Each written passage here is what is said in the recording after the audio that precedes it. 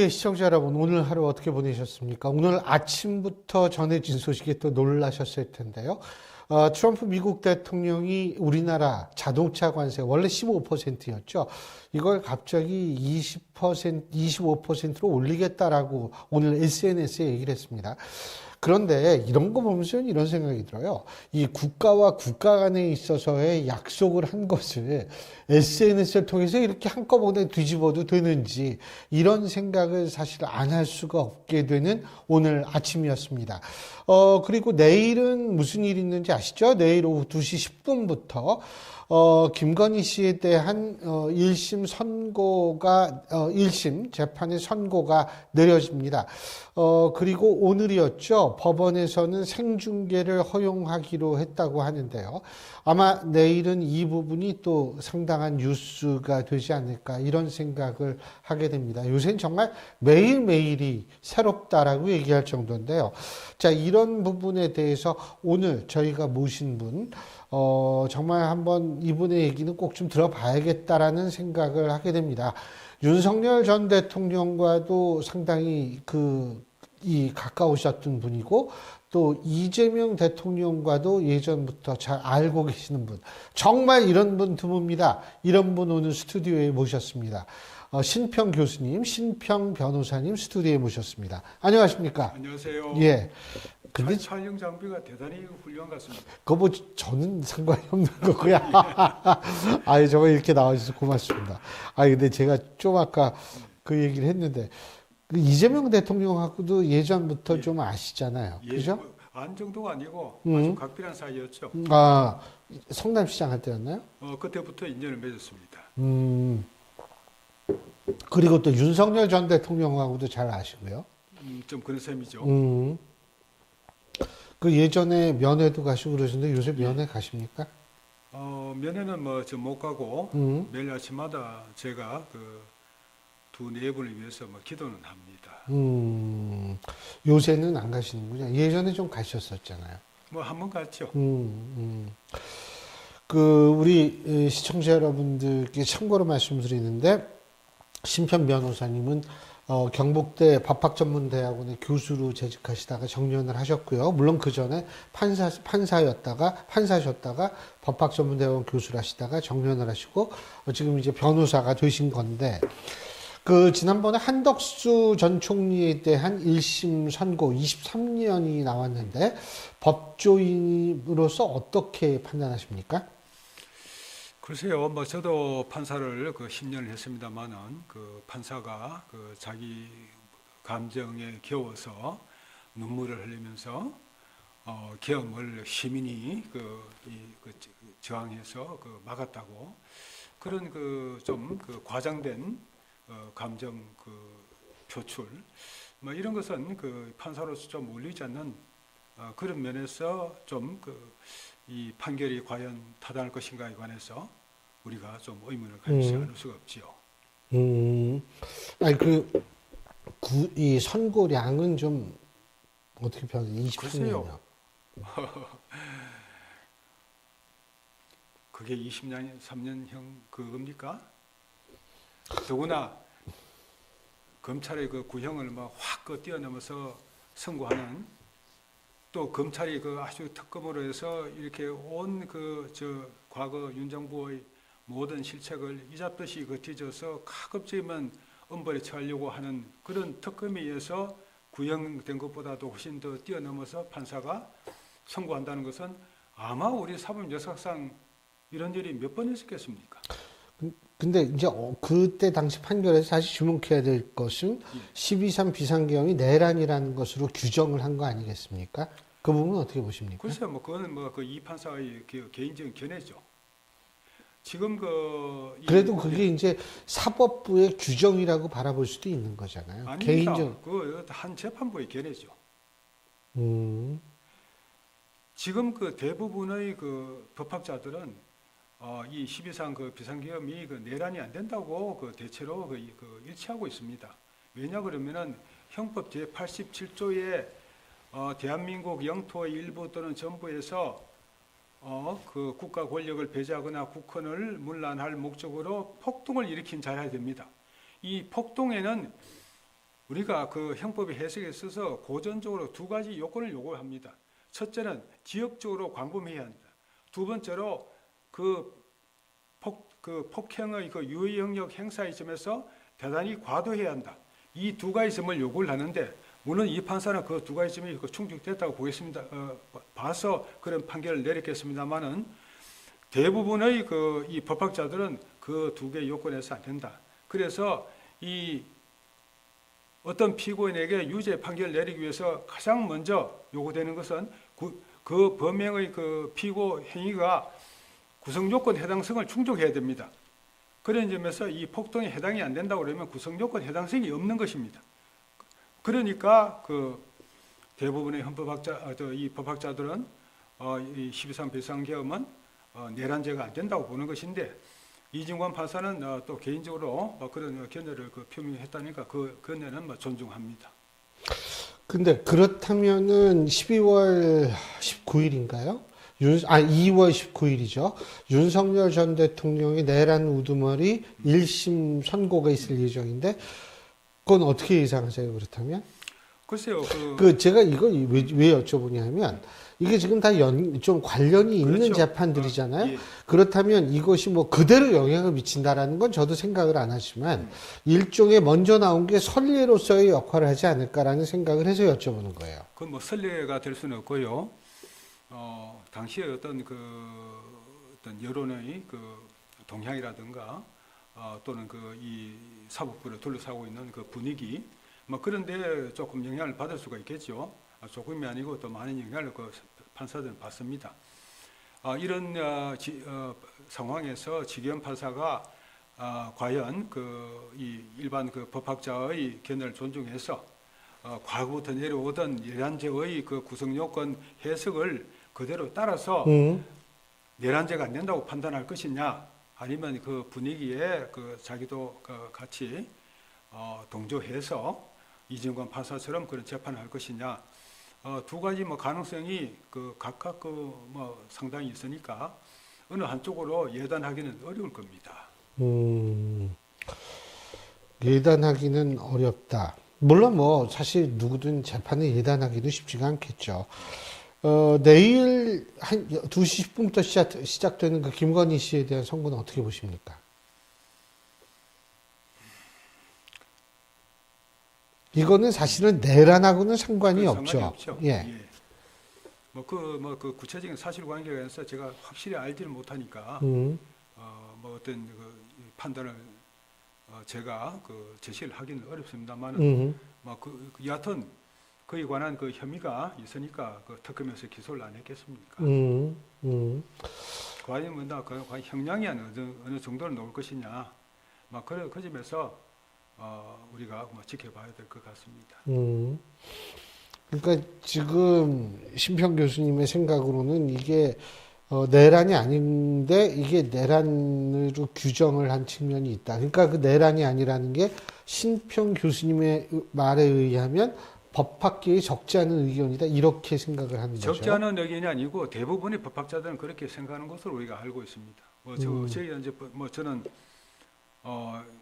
헌법 학자로서 또 여러 또 이 학자들을 지금 또 접하고 있는데 우리가 우리끼리 만나면은 그게 왜 내란이냐 하면서 코웃음을 칩니다.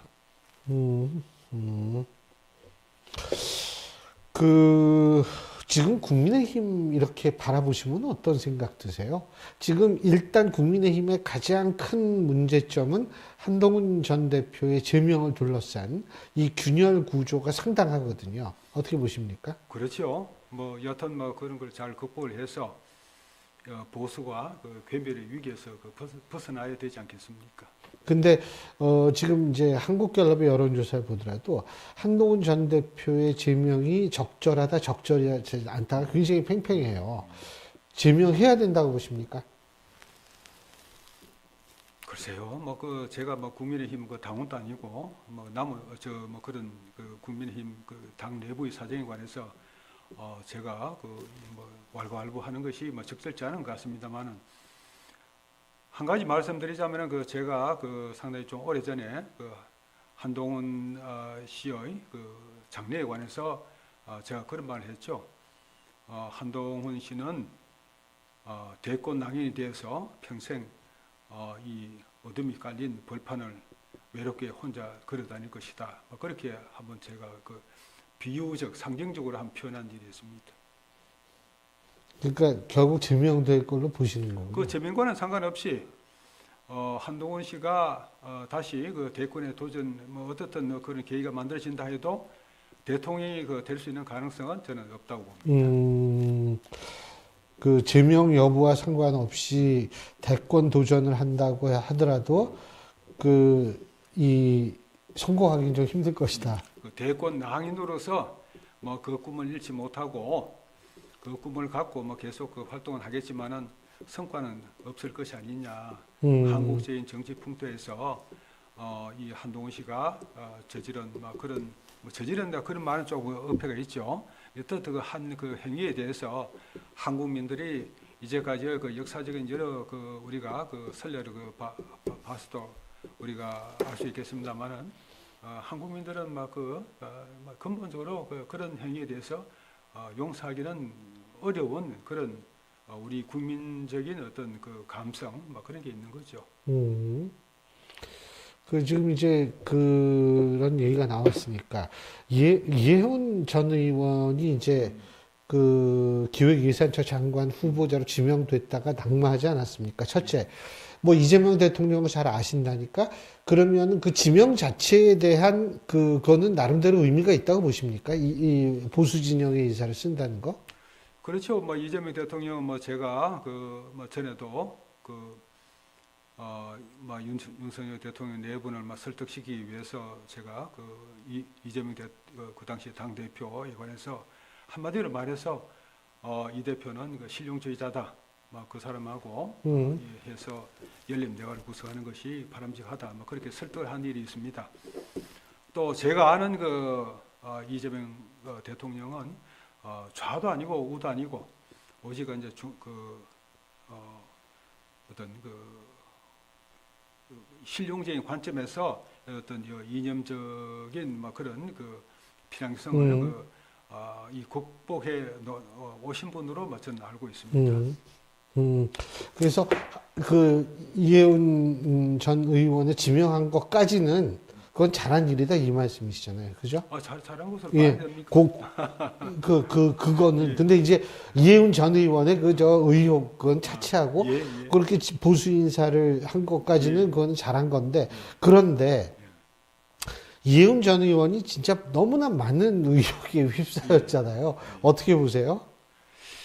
글쎄요, 저는 이혜원 후보 예. 개인의 문제가 아니고 한국의 기득권층에서 갖고 있는 도덕적 결함, 그것이 어떤 이혜원 후보를 통해서 상징적으로 드러난 것인데, 우리가 과거에 조국 사태에서 봤고 그래서 많은 국민들이 실망을 하시고 그랬습니다만은 이거는 좌와 우에 관련된 문제가 아닙니다. 진보와 보수 어느 것이든 간에 상층부에 있는 사람들이 어떤 도덕적 어떤 타락이라든가 예.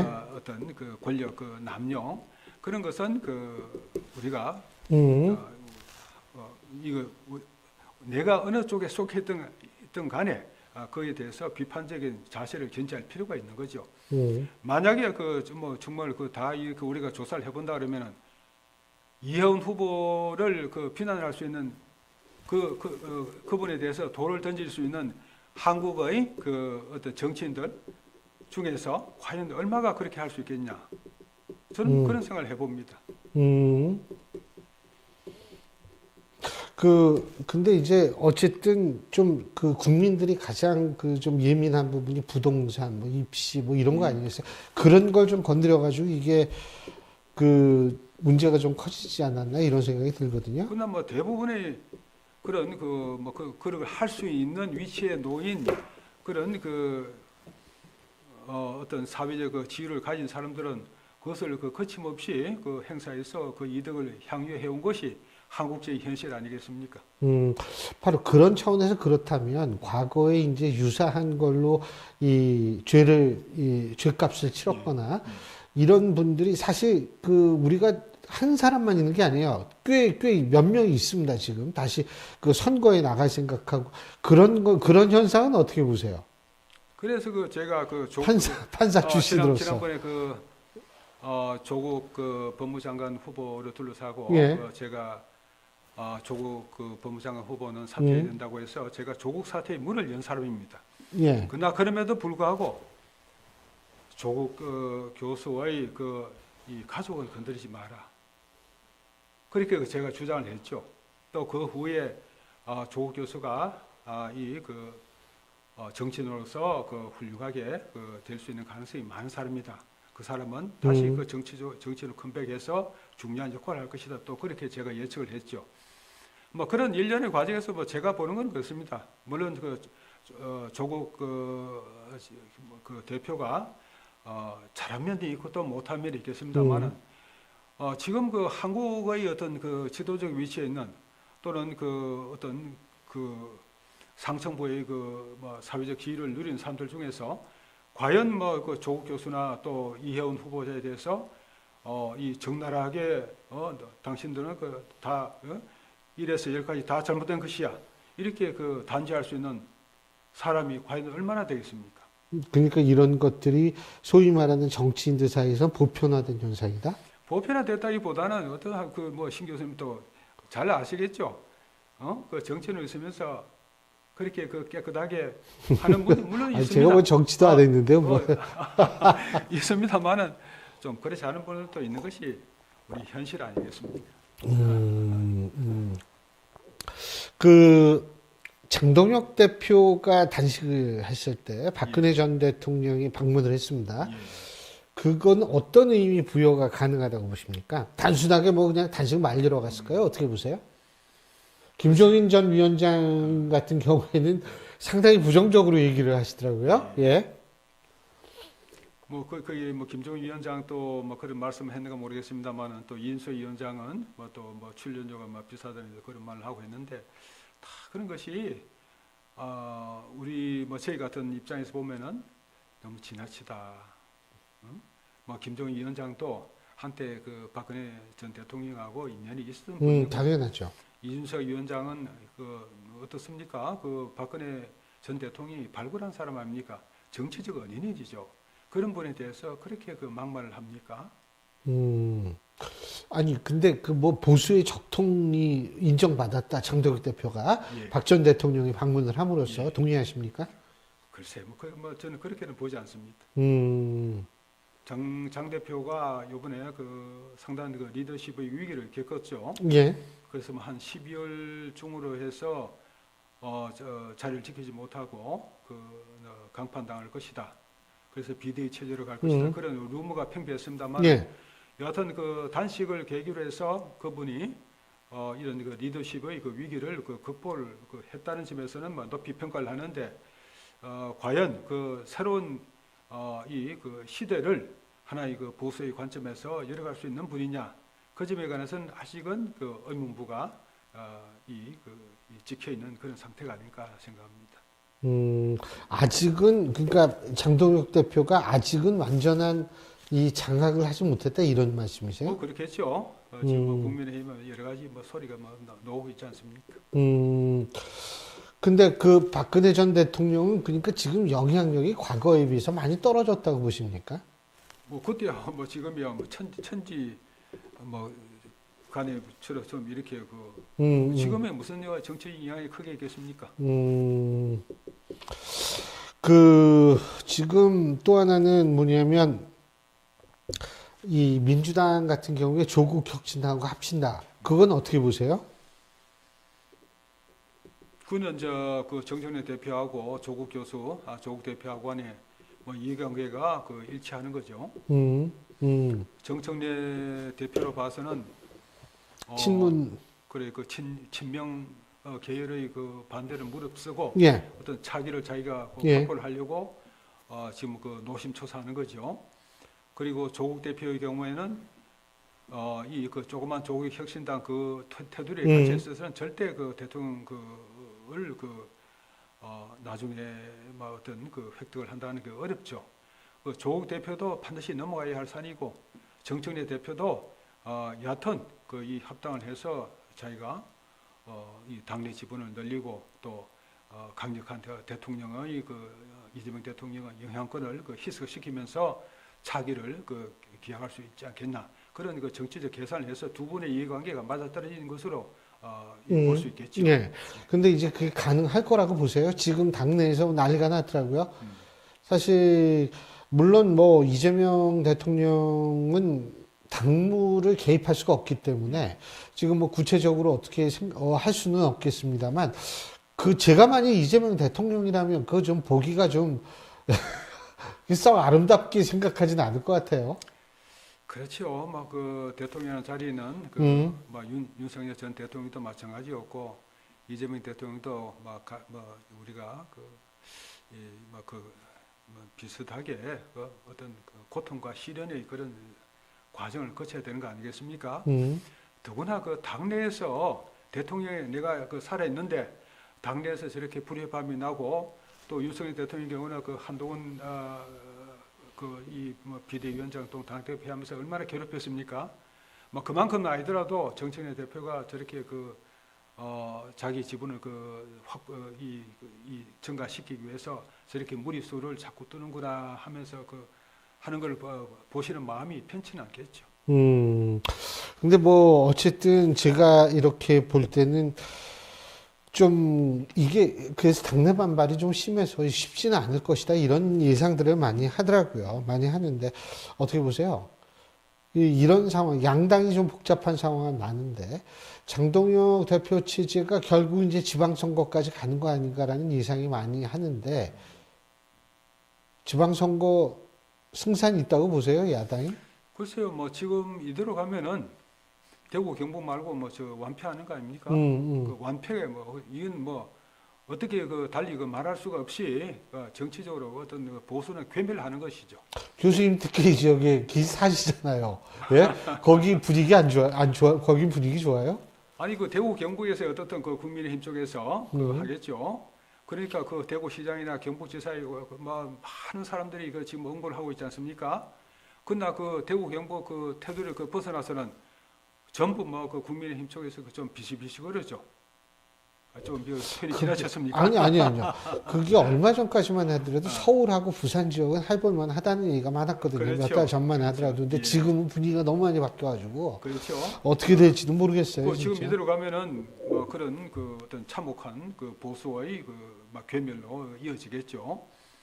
뭐 그래서 제가 저는 요번에 어떤 보수 쪽에서 교육감 얘기 있었잖아요. 서울시 교육감. 서울시 교육감을 좀 나와달라고 이 간청을 해서 처음에는 거절을 했습니다만은 그러나 저라도 나가서 이 서울 지역에서라도 서울시장과 이 교육감을 보수 쪽에서 가져오면은 앞으로 지금은 괴멸 직전입니다만은 앞으로 보수가 살아날 수 있는 조그만 발판을 만들 수 있을 것이다. 그런 생각을 하면서 저도 이 문제를 바라보고 있습니다.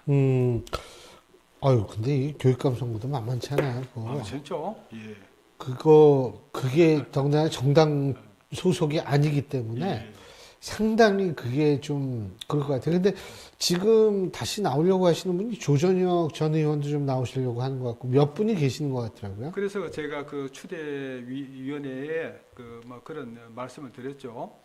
조전 의원도 노시게 하고 또 좀 신뢰가 됩니다만은 교육부 차관을 지내는 서울대 나성일 교수가 신망이 두텁습니다. 나 교수도 나오게 하고 또 이주호 전 교육부 장관도 나오시게 해서 좀 더 이 보수가 그래서 후보 단일화하자. 튼튼하게 한 다음에 후보를 내면은 가능성이 좀 있지 않겠냐. 그렇게 제가 주장을 하면서 가능하면은 이 보수 쪽에서 제한을 두지 말고 많은 분들을 보수해서 경선을 시키게 하는 게 맞다. 그렇게 제가 제안을 하고 있습니다. 근데 이제 우리가 지방선거 하면 보통 줄투표한다 그러거든요. 줄투표가 뭐냐면 사실 저도 정착한 지가 40년이 넘었습니다만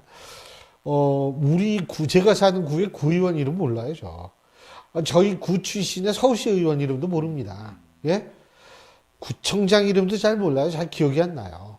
그러니까 이건 뭐냐면 시장을 누굴 선택하느냐 그러면 어차피 모르는 사람들이니까 그냥 쭉 찍는다 그래서 줄투표라 그러는 거거든요.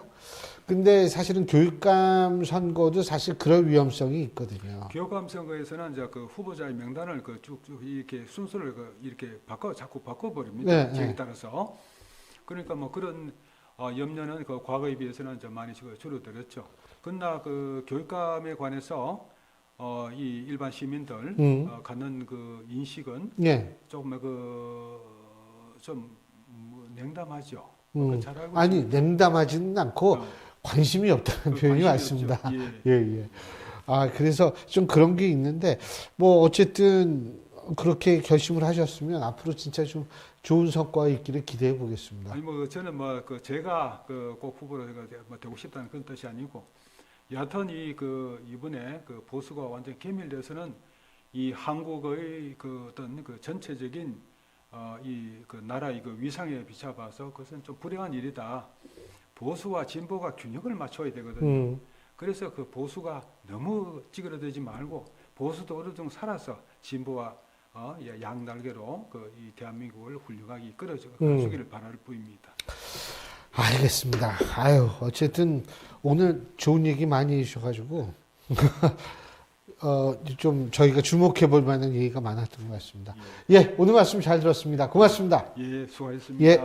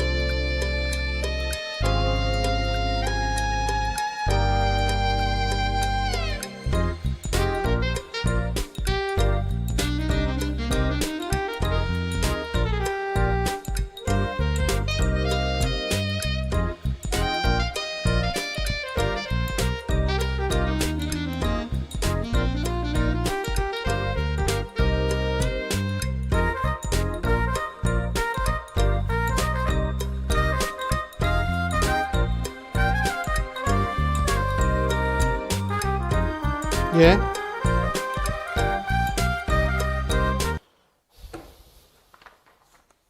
예, 언제나처럼 2부에서는 여야 정치인들 모시고 저희가 이 각 당의 입장 들어보는 시간 갖고 있죠. 오늘도 두 분 나와 계십니다. 한 분씩 소개해 드리죠. 먼저 더불어민주당 법률위 부위원장이시죠. 조기현 변호사 나와 계십니다. 안녕하세요. 네, 안녕하세요. 예, 그리고 국민의힘 중앙위원회 외교통상분과위원회를 맡으셨던 박진호 전 위원장 나와 계십니다. 안녕하세요. 네, 안녕하세요. 예. 아, 오늘 아침에 깜짝 놀랐어요. 아니, 국가와 국가 간에, 그 약속한 거 아니에요? 그래도 나름대로. 근데 이거, 자동차, 이거 앞으로 25% 해. 이렇게 얘기를 하는 거예요. 이게 사람 얼마나 황당해요. 어떻게 보십니까? 자고해라니. 아니, 아닌 밤중에 홍두깨. 아니, 저는 있잖아요. 한 말씀만 더 드리자면 내가 좀 이해가 안 되는 게 한미 FTA를 우리는 체결을 했어요. 그래서 그거를 계속 운용을 했습니다. 근데 트럼프 대통령 말 한마디에 FTA는 어디 갔는지 찾아볼 수가 없고, 예? 그 대신에 15%라도 우리가 어떻게 해보려고 이렇게 이 매달려야 하는 이 처지가 국가와 국가 간에 정말 어그리먼트를 했는데 이건 어디로 갔는지 모르고 그래서 겨우 15%로 맞춰놨어요. 그랬더니 갑자기 25% 하겠대요. 아, 이거는 진짜 화나는 일 아니에요, 이거? 말도 안 되는 일이죠, 이게.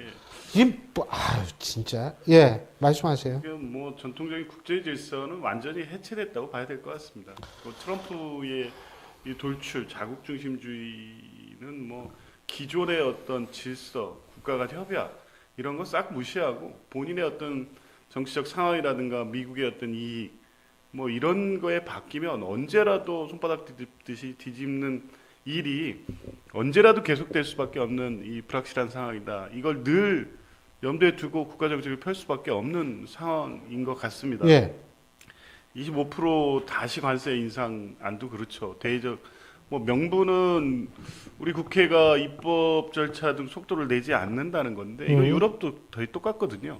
그러니까 그리고 당시 10월달에 최종 합의된 팩트시트 양해각서에 의하면 입법은 발의 요건으로 해서 관세를 인하했고 그 이후에 추진 일정은 그 우리나라 한국 입법 사정이나 이런 걸 그냥 네. 하도록 되어 있는 거예요. 그걸 명분으로 해서 다시 인상한다 이런 것은 팩트시트 양해각서 어디에도 없는 이 내용인데 갑자기 이렇게 선언하니까 황당하기 짝이 없는데 근데 실제 동기가 어떤 건지를 지금 정부는 파악하기 위해서 동분서주하는 것 같습니다. 김정관 장관이 캐나다에 있다가 지금 미국으로 또 넘어가고 여한구 통상교섭본부장도 또 USTR 대표를 만나서 왜 이런 일이 발생했는지 일단 확인하는 게 중요할 것 같고요. 뭐 이런 불안정성은 늘 있을 수밖에 없다는 걸 전제하는 상황이 계속될 수밖에 없을 것 같습니다. 어떻게 보십니까? 우선 뭐 트럼프 행정부 출범과 함께 트럼프 행정부 그 기간 동안에 뭐 우리나라뿐만 아니라 국제 사회가 겪어야 될 어떻게 보면 미국 대외 정책의 불확실성 또는 네. 불완전성이라는 부분에 대해서는 이미 그 충분히 예견되었다고 생각합니다. 지금 트럼프 미국 대통령이 이제 그 SNS를 통해서 마치 우리나라에 이렇게 관세를 다시 인상하겠다고 통보하는 것에 대해서 뭐 제가 좀 과거에 이제 그 국회에 있었을 때 경험을 봤을 때 좀 전에 이제 그 한미 FTA 관련해서 이제 말씀하셨는데요.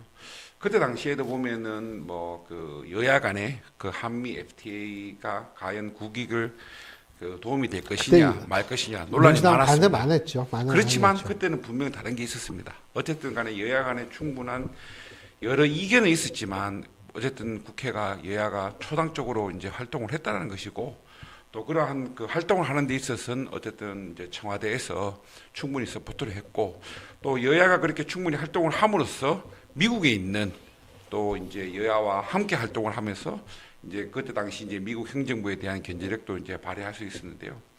이번에 이제 미국과의 관세 협상을 과정을 이제 쭉 봤을 때 뭐 다른 나라의 경우를 뭐 굳이 사례를 들 필요 없이 우리나라의 사실상 대미 의원 외교 활동이라는 것이 저는 전혀 찾아볼 수가 없습니다. 지금 상황도 마찬가지고요.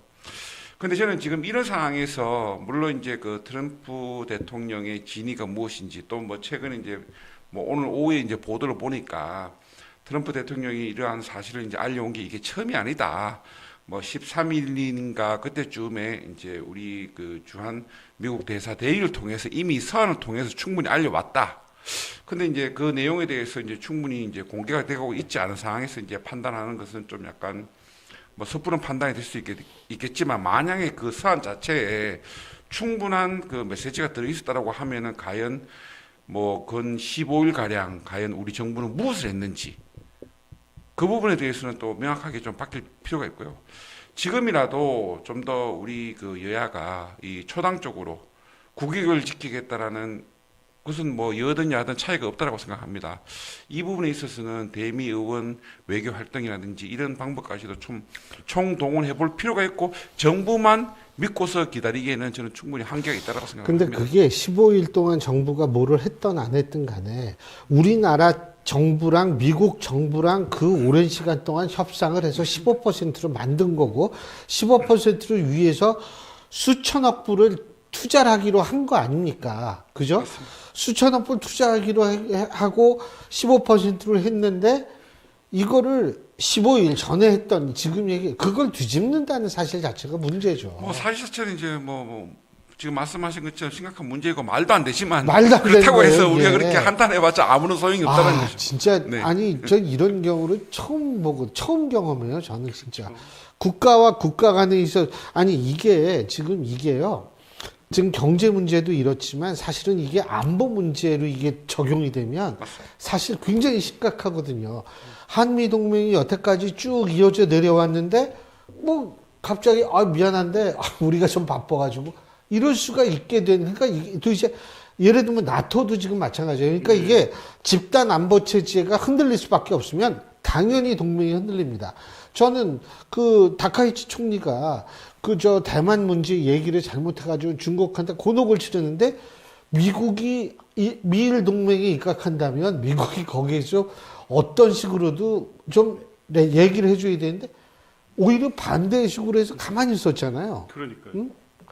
야, 이게 지금 이게 뭐가 어떻게 될지 모르겠어요, 지금. 그러니까 예측할 수 없는 상황을 계속 만들고 있어서요. 그러니까 근데 일단 다행인 거는 이 트럼프의 이 럭비용 같은 이 관세 무기화에도 불구하고 오늘 코스피는 종가 사상 최초 5,000P였어요. 글쎄, 그게 다행인 건지 좀 그것도 무서워요. 적어도 근데 이 저는 뭐 이 코스피가 이렇게 올라가는 것도 사실상 어떤 특정 분야, 특정 기업이 사실상 이것을 지금 다 이끌고 있는데 이것조차도 어떻게 보면은 트럼프 대통령이 어떤 식으로든 뭐 메시지를 내면은 이것도 만약에 혹시라도 출렁하게 된다라고 하면은 진짜 우리나라 대한민국 경제 전반을 흔들 수 있는 상당한 악재가 될 수 있다고 생각합니다. 그러니까 이게 뭐 이 코스피가 크게 영향을 받지 않았다는 것은 트럼프 이 발표에도 불구하고 25% 인상이 금방 현실화되거나 실제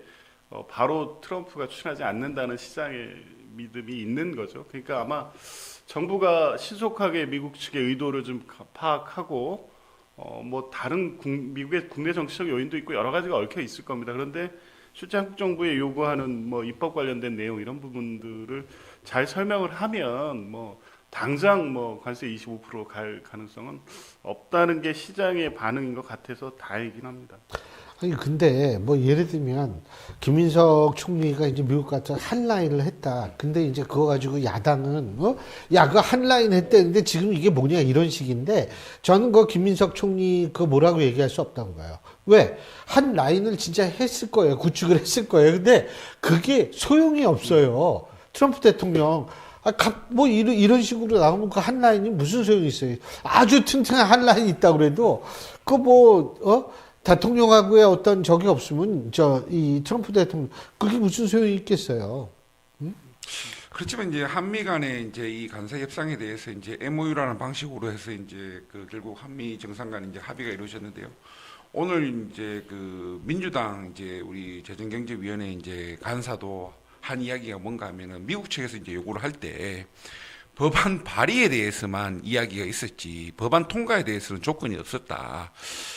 뭐 그 부분을 좀 되짚어서 이제 살펴보면은 우리가 결국은 MOU를 체결하는 데 있어서도 물론 뭐 트럼프의 잘못이 가장 큰 문제인 것은 뭐 이견의 여지가 없지만은 그런 부분에 있어서도 좀 우리가 잘못 좀 충분히 검증하지 못한 부분도 있지 않았는가라는 근데 부분 그게 법안을 통과시키잖아요. 네. 사실은 물론 뭐 통과시켜야 된다는 분도 있지만 이게 스스로 족쇄를 채우는 역할도 돼요.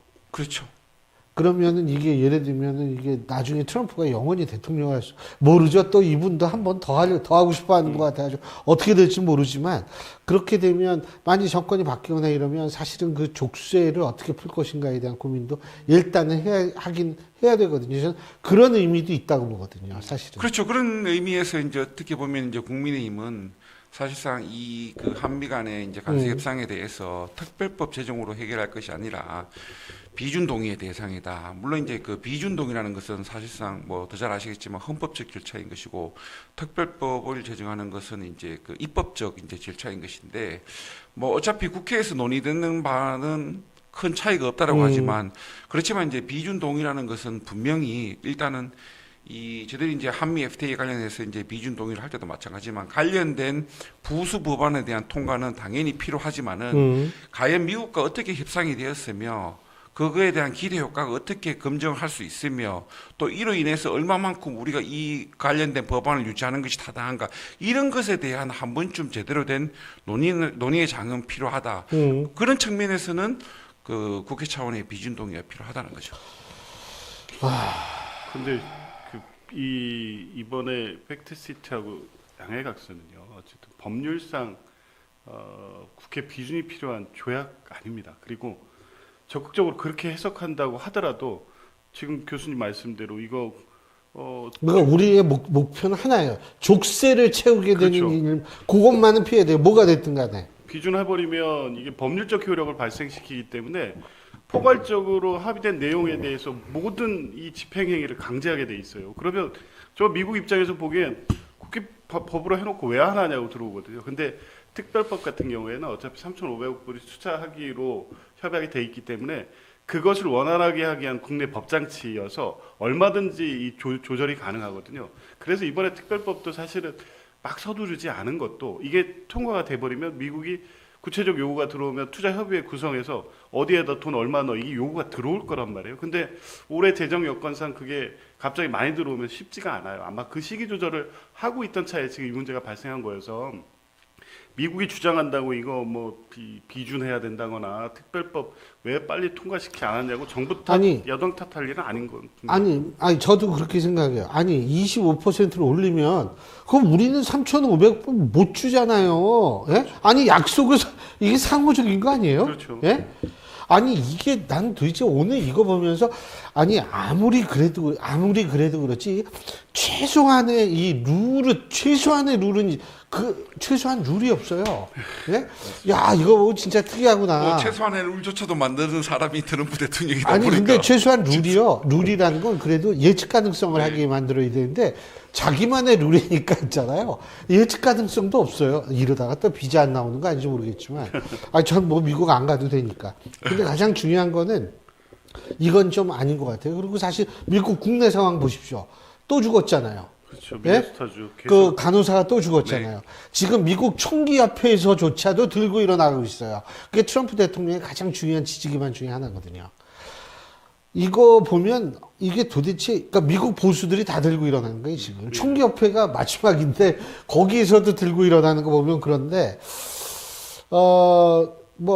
진짜 좀 그런데 그리고 전 이건 정말 반갑게 들었어요. 원전 2기를 2기를 계획대로 추진하기로 했다. 예. 이재명 대통령이 그러니까 청와대하고 이제 우리 정부가 전 이거는 아주 바람직한 것 같아요. 어떻게 보세요? 뭐 저는 매우 당연한 결정이라고 생각을 합니다. 왜냐하면은 뭐 지금 우리 정부에서 주력하고 있는 사실상 AI 첨단 그 반도체와 같은 첨단 산업을 그 지속 가능한 발전을 위한 이제 그 기반을 구축하기 위해서는 안정적 그 전력 공급이 기본적으로 이제 필요한 거기 때문에 예. 사실상 뭐 탈원전을 통해서 신재생 에너지를 통해서 그만큼 필요한 전력을 공급한다는 건 사실상 불가능하거든요. 그 유럽의 경우 이제 대표적인 탈원전을 이제 주창한 국가가 독일입니다. 근데 사실상 이제 독일 총리도 이 탈원전을 그 주장했다는 것이 전략적 가장 실수라는 잘못한 거, 잘못된 전략 인정을 했습니다. 해야죠. 그래서 예. 이 부분에 대해서는 뭐 그 현 정부도 충분히 그 부분에 대해서는 정책적으로 본인들이 어떻든 간에 뭐 정치적 이유였든 뭐 어떻든 이유였든 간에 그 부분에 대해서는 뭐 과거에 그 전략적 실수가 있었다라는 부분을 인정할 필요가 있고 그리고 이제 뭐 원전을 건설한다는 게 뭐 당장 뭐 오늘 결정한다고 해서 내년에 뭐 착공이 가능하고 지금 아무리 서둘러 봤자 2030년 초중반이 돼야지 이제 건설이 되는데요. 근데 이제 더 중요한 문제 중에 하나가 지금 또 이 정부에서 또 우리 국회에서도 전혀 뭐 의미 있는 논의가 전혀 진행 안 되고 있는 것 중에 하나가 그 고준위 폐기물 처리 시설 확보하는 겁니다. 지금 우리나라 어디에도 고준위 폐기물을 그 처리할 수 있는 곳이 없습니다. 그냥 원전에 아니라 그냥 보존을 하는데 좀 발전소 안에 그렇죠. 그냥 임시로 그냥 이제 계속 예, 이제 그 보관하고 있는데 그거 역시도 사실상 보관할 수 있는 양이 눈에 보듯 맞아요. 뻔하기 때문에 사실상 그 문제를 해결하지 않고 추가적으로 원전을 짓는다. 저는 큰 의미가 없더라고 생각합니다. 근데 일단 원전을 안 지면 AI고 전기 자동차고 뭐고 이게 다 물 건너가거든요. 그러니까 이제 지금 그런 건데요. 예, 그게 뭐 이재명 대통령 분명히 얘기했죠. 원전 문제 이념에 닫혀서는 안 된다. 사실 뭐 문재인 정부 때도 이념 문제로 이 원전제로 되고 뭐 그 정책을 썼다고 보지는 않아요. 왜냐하면 후쿠시마 원전 사고 이후에 안전성 문제가 크게 대두되고 있었기 때문에 그 시점 기준으로 신재생 에너지로 대체되면 탄소 중립 정책 목표하고 다 맞춰질 수 있다고 판단했기 때문에 추가 원전을 이제 안 하기로 했던 건데 그 이후에 지금 몇 년간 상황이 변한 거죠. 실제 에너지 수급 상황도 바뀌었고 특히 AI 대규모 투자, 뭐 용인 클러스터 해가지고 거기에서 전력의 수급 문제가 실제 향후 대한민국 먹거리의 가장 중요한 문제가 된 거예요. 그런데 이제 뭐 그 기후 에너지부도 검토해봐도 태양열이나 뭐 수소 에너지 등으로 그 수요를 대체할 수 없다는 결론이 당연히 나오면 굳이 반원전, 탈원전 이걸 내세울 이유가 없는 거죠. 지금 당장 필요하면 원전을 지을 수 있다는 거고 이재명 대통령이 강조하는 실용의 입장에서 보면 당연한 물론 결론이라고 봅니다. 안 그래도 뭐 이미 11차 전력수급 기본계획에 반영이 돼 있던 문제고 38년까지 이제 건설되게 돼 있는 거 예정대로 하면 지금의 전력수급 문제를 어느 정도 해결할 수 있다는 결론에 근데 이른 거니까. AI 때문에 더 필요하다. 그렇죠. 예, 지금 아마 이 원전 안 짓고는 대책이 없다는 결론이 나온 것 같아요. 그 제가 알기로는 재생에너지라고 얘기를 하는 풍력발전소 있죠. 그게 영국인가 어디 그 바다에다 이제 했는데 축구장 4만 개 규모인가 어마무시하게 했어요. 근데 그렇게 많이 풍력 단지를 조성을 했는데 거기서 나오는 전력량이 중형급의 원자력 발전소 한 기가 돌아가서 하는 것밖에 안 나온다는 거예요. 그러니까 이게 잘못하면 전 바다를 전부 프로펠러 배가 못 다닐 정도로 돌게 해야 되는 거 아닌가 이런 걱정할 수 있을 정도거든요. 그러니까 이게 재생에너지 참 좋죠. 원자력 발전소보다 뭐 재생에너지로 할 수 있으면 더 좋겠죠. 근데 그게 가능하지 않다는 것이 이제 일반적인 생각이라서 이 일반적인 의견이라서 그런 건데 이게 근데 그 사실은 이 부지 확보가 그렇게 힘들 거라는 거예요. 더 질 때. 일단 뭐 지금 원전만 예, 원전이요. 그렇죠. 일단 뭐 과연 그 어느 지역으로 가든 간에 소위 말하는 이제 뭐 그 해무 논란일 수 있지만 그 님비 같은 일단 주민들의 찬성 없이는 이제 건설 자체가 이제 불가능하기 때문에 뭐 부지 확보가 그렇게 간단치는 않을 것입니다. 아이고, 제가 이 옛날에 한 20년 좀 넘었을 거예요. 그 생방송 심야 토론 MC를 할 때인데 부안에 가서 했어요. 그때 왜 그러냐면 경제 방사성 폐기물 그 고준위가 아니에요. 그게 저준위 방사성 폐기물 이 문제로 그걸 했는데 그때 제가 기억나는 게 부안을 딱 갔는데 막 그 왜 뭐죠? 그 이 해골 같은 거 있다가 그 노란 깃발에 막 보니까 겁나는 거예요, 이게. 예? 이거 방송한, 왜냐면 그때 거기 군수님이 다치셨어요. 지역사회가 완전히 안 예, 그래가지고, 야, 이것도 방송하다, 이거. 저는 그때 기억이 너무 생생한데, 이게 위치 선정이 그만큼 어려울 거라는 생각은 듭니다. 하지만 일단 필요는 하니까요. 뭐 저는 그러니까 이게 참 정부도 고민 끝에서 나온 얘기인데 뭐 이게 하여간 필요하다라는 인정을 했다는 사실 자체는 제가 볼 땐 굉장히 그건 실용적인 관점에서 잘한 결정이라는 생각은 듭니다. 자, 그리고 또 한 가지는 뭐냐면 이제 단식은 끝나고 다시 이제 천막 농성을 하는 거예요. 국민의힘이요. 예, 쌍특검. 이거 정청래 대표 정청래 대표도 특검은 하자 그러는데 이게 합의가 그렇게 힘든 거예요? 예? 그러니까 합의가 안 될 이유가 없는데요. 예? 국민의힘이 이상한 고집을 부리고 있다고 봅니다. 그러니까 통일교 특검은 합의됐죠. 물론 이제 특검 추천 누가 할지 이런 문제는 조율은 해야 되지만 통일교 특검 하자. 뭐 민주당도 받아들였습니다. 더해서 통일교와 본질적으로 사안이 똑같은 신천지도 해야죠. 최근에 신천지 관련된 내용들. 그러니까 국민의힘은 그 따로 나중에 하자는 거 그러니까 아니야. 그게 따로 하자는 거 그러니까 이게 밥을 국밥에 말아 먹느냐, 예.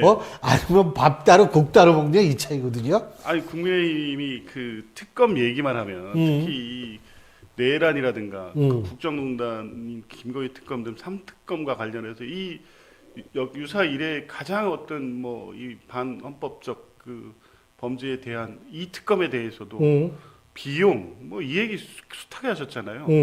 하나로 합해서 하면 굉장히 효율적으로 짧은 시간 내에 결론 낼 수 있는 사건을 왜 굳이 분리를 하죠? 그 부분에 대해서 납득한 설명을 하지 않아요. 그러니까 그 이유는 뭐 짐작컨대 통일교 특검을 따로 떼서 이 수사 대상을 민주당과 관련된 부분으로만 몰고 가려는 의도인 것 같은데 통일교 특검하면 국민의힘 쪽 관련자들이 더 문제가 많이 나올 거예요.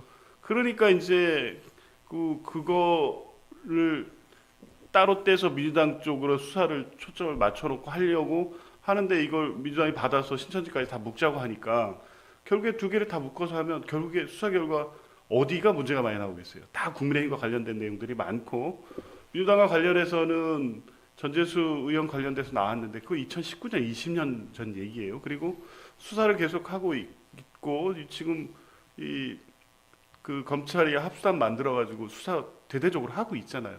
별 나올 게 없을 거예요 아마. 이제 그러니까 실질적으로 수사를 했을 때 과연 누가 더 타격을 입을 것인가의 정치적 계산기를 두드려 보면 사실 답은 나와 있죠. 그러니까 주장은 하고 있지만 실제 할 의지가 없다. 그렇게 봅니다.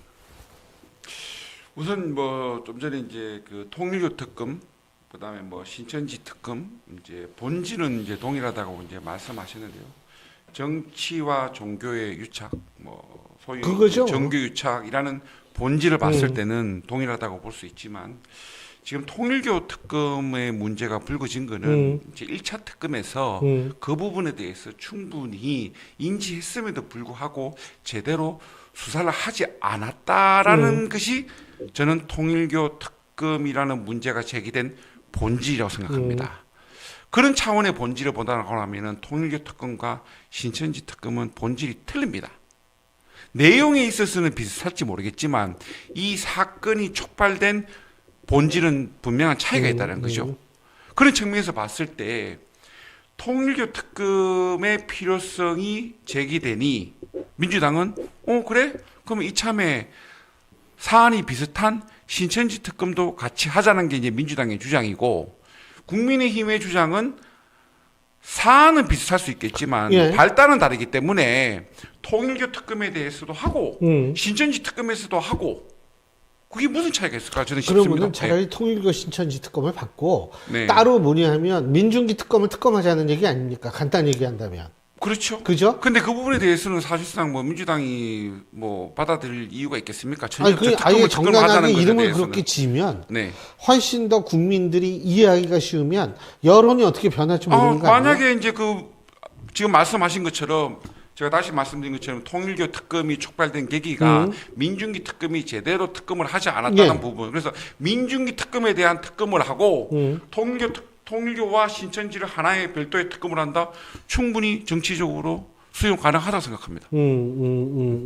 어떻게 보세요?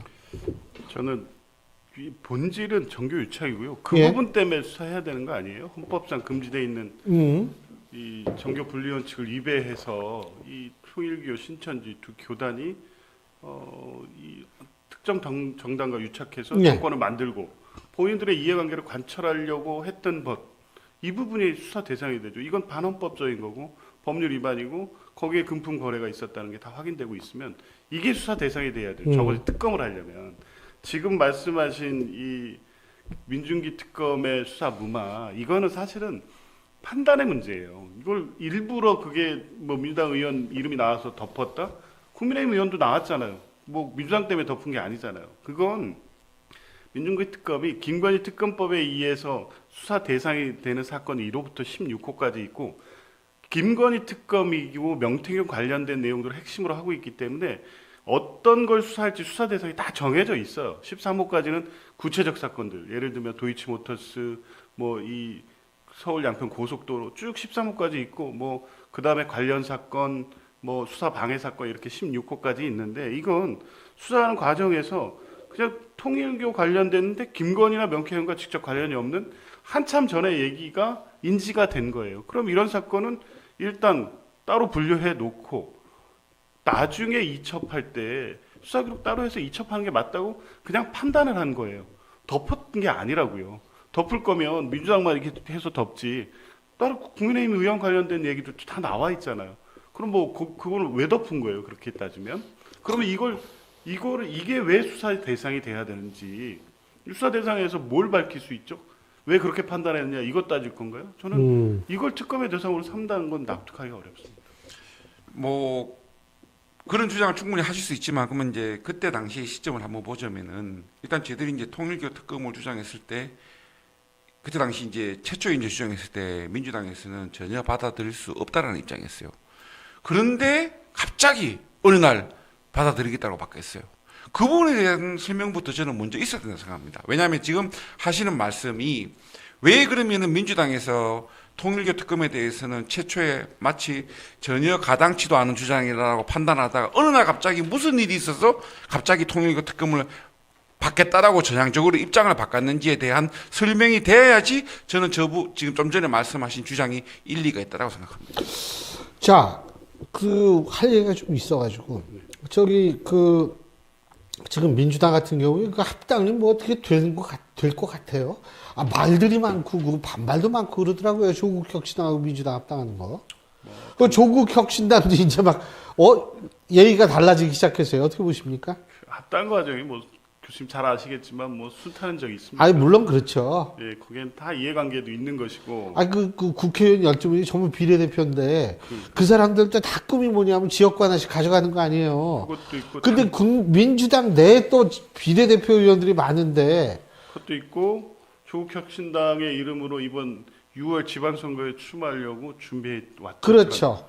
이 사람들 어떻게 할지 조국혁신당 고민될 수밖에 없는데 합당 과정에서 이렇게 지분 요구하기 시작하면 이거 사실 다 안 나오잖아요. 그러니까 수행기구 이제 협의를 시작하면 잘 조절될 수 있을 거라고 봅니다. 이제 뭐 사실 냉정하게 근데 얘기해서 3월 전까지는 한다는 거 아니에요? 그렇죠. 그래야지 지방선거에 네. 차질이 안 생기니까. 근데 냉정하게 얘기해서 지금 조국 혁신당에 계신 분들 물론 새롭게 정치를 시작하는 뭐 신진 이 신인들도 있지만 다 보면 이제 직간접적으로 과거 민주당 정치와 관련됐거나 했거나 이런 분들 많아요.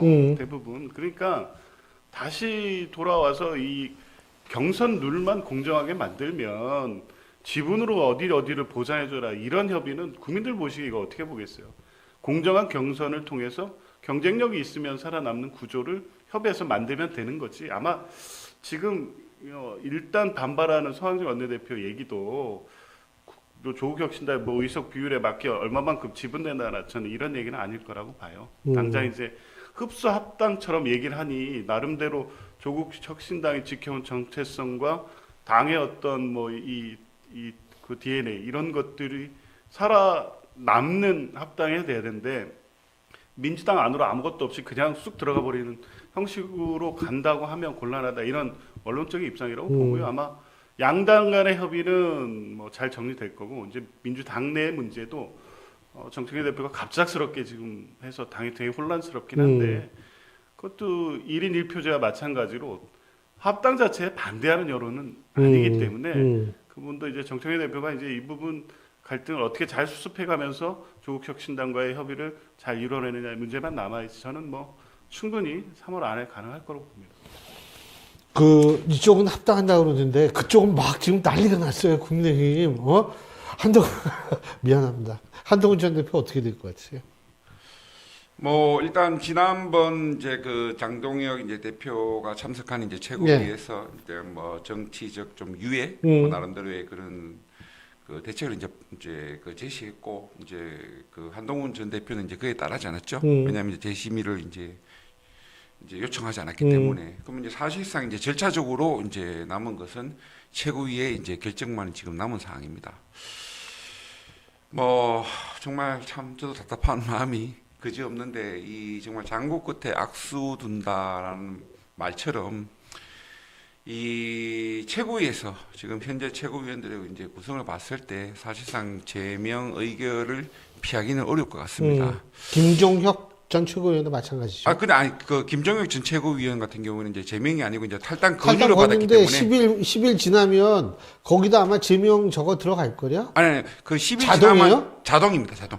그거는 최고위로 가지 않습니다. 그렇군요. 난 네네네. 최고위에서 그것도 확정해야 되는 줄 알았어요. 아닙니다. 탈당 공고하고 제명권은 좀 차이가 있습니다. 우리 윤리위 당규에. 그건 자동이군요. 네, 그래서 만약에 지금 좀 전에 이제 뭐 말씀드린 것처럼 뭐 저는 그렇게 생각을 하지 않지만 그 윤리위원회에서 어떤 그 한동훈 전 대표에 대한 정치적 뭐 목적을 가졌다고 하면은 제명보다는 탈당 권유가 가장 현실적인 방안이었고, 왜냐하면 그렇게 된다고 하면 오로지 그것은 윤리위가 감당해야 될 몫이었기 때문에. 근데 제명을 함으로써 최종 그 결정권은 공은 최고위로 넘기게 된 거죠. 아하. 그 차이가 분명히 있는 겁니다. 근데 한동훈 전 대표가 일단 뭐 재심의를 요청하지 않는 여러 가지 이유도 있겠지만, 제가 한 가지 우려되는 부분 중에 하나는 뭐 어쨌든 한동훈 전 대표도 어쨌든 뭐 뛰어난 법률가이기 때문에 만약에 이제 가처분 소송으로 들어갔을 때 본인이 충분히 그 가처분 이제 그 신청이 인용될 가능성을 보고 재심의하지 않았다라고 만약에 스스로 판단하고 있고, 만약에 그게 법원에서 받아들여진다고 하면은 엄청난 후폭풍이 불어닥칠 것으로 자, 생각합니다. 보세요. 재밌는 게 장동혁이죠. 예? 근데 김종혁이죠. 네. 예? 그 장동혁인데 한동훈이에요. 그러니까 같은 자는 다 겹치더라고, 지금. 자, 오늘 두 분 말씀 여기까지 듣겠습니다. 고맙습니다. 네, 예. 고맙습니다. 예, 여러분, 오늘 날씨가 다시 좀 추워지는 것 같은데요. 출근길 따뜻한, 그래도 마음 맞는 따뜻한 퇴근길 보내시기 바라겠고요. 전 내일 저녁 5시에 여러분 다시 찾아뵙죠. 고맙습니다.